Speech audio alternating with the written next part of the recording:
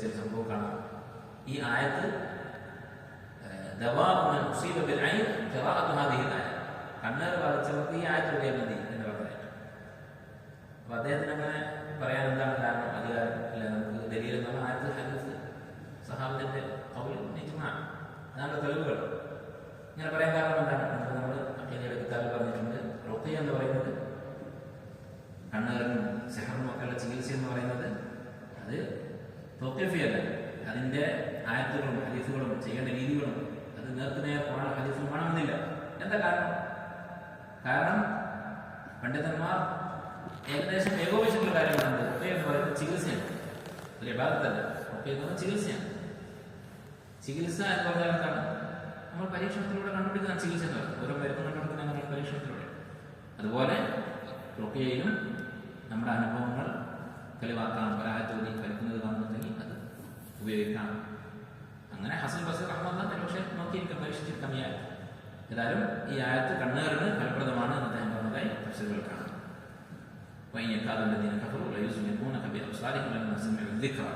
ഖുർആൻ കേൾക്കുമ്പോഴാണ് അവർ നോക്കുന്നത്. അവർ പറയുന്നു ഇന്നഹു ലമജ്നൂൻ, ഇയാൾക്ക് ഭ്രാന്താണ് എന്നവർ പറയുന്നു. മുഹമ്മദ് നമുക്ക് ദഅവത്തിന് വേണ്ടി നബി സല്ലല്ലാഹു അലൈഹി വസല്ലം സഹിച്ച ത്യാഗം അല്ലെ. മക്കയിൽ എല്ലാവരും ഇഷ്ടപ്പെട്ടിരുന്ന വ്യക്തിയായിരുന്നു റസൂലുള്ളാഹി സ്വല്ലല്ലാഹു അലൈഹി വസല്ലം. ആർക്കും ഒരു അഭിപ്രായ വ്യത്യാസമില്ലാത്ത, ആർക്കും ഒരു ആക്ഷേപം പറയാനില്ലാത്ത സർവ്വസമ്മതനായ വ്യക്തിയായിരുന്നു അതെ. എന്നിട്ട് ഭ്രാന്തൻ എന്നുള്ള പേര് ഏറ്റെടുക്കേണ്ടി വന്നു. എന്തിനു വേണ്ടി? ഈ ദീൻ നമുക്കടക്കം ഉള്ള മനുഷ്യർക്ക് എത്തിച്ചേരാൻ വേണ്ടി സല്ലല്ലാഹു അലൈഹി വസല്ലം. അതുപോലെ തന്നെ ഈ സൂറത്തിന്റെ മറ്റൊരു ഭംഗി പോയി. സൂറത്ത് തുടങ്ങിയത് എവിടെ നിന്നാണ്? വീണ്ടും അവസാനം അവര് മജ്നൂൻ എന്ന് പറയുന്നു. ആദ്യം പറഞ്ഞ കാര്യം വീണ്ടും ഇവിടെ ആവർത്തിക്കുന്നു. വിശുദ്ധ ഖുർആനിൽ മുമ്പ് നമ്മൾ പറഞ്ഞിട്ടുണ്ട്. എല്ലാ സൂറത്തിലും കാണാവുന്ന കാര്യമാണ് അതിന്റെ തുടക്കവും അവസാനവും ബന്ധമുണ്ട്. എല്ലാ സൂറത്തിലും അവസാനത്തെ ചെറിയ സൂറത്ത് പറയും. നമ്മൾ ചെറിയ കാരണം തുടക്കം അവസാനം പറയാനില്ല. എല്ലാം മറ്റൊരു സൂറത്ത് മറ്റൊരു പാരഗ്രാഫ് പോലെയാണ്. വലിയ സുഹൃത്തുക്കളെല്ലാം ആദ്യവും അവസാനവും ബന്ധമുണ്ട്. ഇമാം സുയൂത്തി റഹിമഹുല്ലാഹ് ഒരു കിതാബ് എഴുതിയിട്ടുണ്ട്. ഇത് തെളിയിച്ചിട്ടുണ്ട്. ഓരോ സുഹൃത്തും എടുത്തു പറഞ്ഞു ഇന്ന സുഹൃത്തിൽ തുടക്കം ഞാൻ അവസാനം ഞാൻ എന്ന് പറഞ്ഞു. അപ്പൊ അതിന്റെ ഒരു ഉദാഹരണം കൂടിയാണ്. അവർ താങ്കൾ ഭ്രാന്തനാണ് എന്ന് പറഞ്ഞുകൊണ്ടിരിക്കുന്നു. യഥാർത്ഥത്തിൽ ഇത് മനുഷ്യർക്കുള്ള സൃഷ്ടികൾക്കുള്ള ഒരു ഉത്ബോധനം മാത്രമാകും. അഥവാ ഭ്രാന്തനായ ഒരാൾക്ക് ജനങ്ങളോട് എന്തെങ്കിലും ഉപദേശിക്കാനുണ്ടാവും, എന്തെങ്കിലും നല്ല കാര്യങ്ങൾ പറഞ്ഞുകൊടുക്കാനുണ്ടാവും? ഒരിക്കലുമില്ല. അപ്പോൾ ഒരു ഭ്രാന്തനല്ല, ഞങ്ങൾ ആളുകളെ ഉത്ബോധിപ്പിക്കാൻ വേണ്ടി അല്ലാഹു വന്നിട്ടുള്ള നബിയാകുന്നു എന്നാണ്. അപ്പോൾ സൂറത്തിന്റെ ഉദ്ദേശം റിസാലത്താണ് എന്നുള്ള സൂചന വീണ്ടും പറയുകയാണ്, വീണ്ടും അത് സൂചിപ്പിക്കുകയാണ്.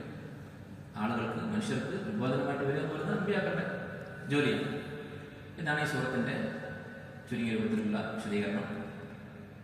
അല്ലാഹു സുബ്ഹാനഹു വ തആല നമുക്ക് വിശുദ്ധ ഖുർആൻ പഠിക്കാനും അമൽ ചെയ്യാനുള്ള തൗഫീഖ് നൽകട്ടെ. ഇതിലെ ഏറ്റവും പ്രധാനപ്പെട്ട വിഷയങ്ങൾ ഈ രണ്ട് കാര്യങ്ങളാണ്. നബി സല്ലല്ലാഹു അലൈഹി വസല്ലമയുടെ മഹത്വം, നബി സല്ലല്ലാഹു അലൈഹി വസല്ലമയുടെ റിസാലത്ത് സത്യമാണ് എന്ന് അല്ലാഹു നൽകുന്ന സാക്ഷ്യപത്രമാണ്. അതിന് അല്ലാഹു സുബ്ഹാനഹു വ തആല സ്വീകരിച്ച രീതി നബി സല്ലല്ലാഹു അലൈഹി വസല്ലമയുടെ സ്വഭാവത്തെ എടുത്തു പറഞ്ഞിട്ടുണ്ട്. നബി സല്ലല്ലാഹു അലൈഹി വസല്ലമയിലുള്ള വിശ്വാസം നമുക്ക് വർദ്ധിക്കാനുള്ള വഴി കൂടിയാണ് വിശ്വാസങ്ങളുടെ സ്വഭാവത്തെ കുറിച്ച് പഠിക്കുക.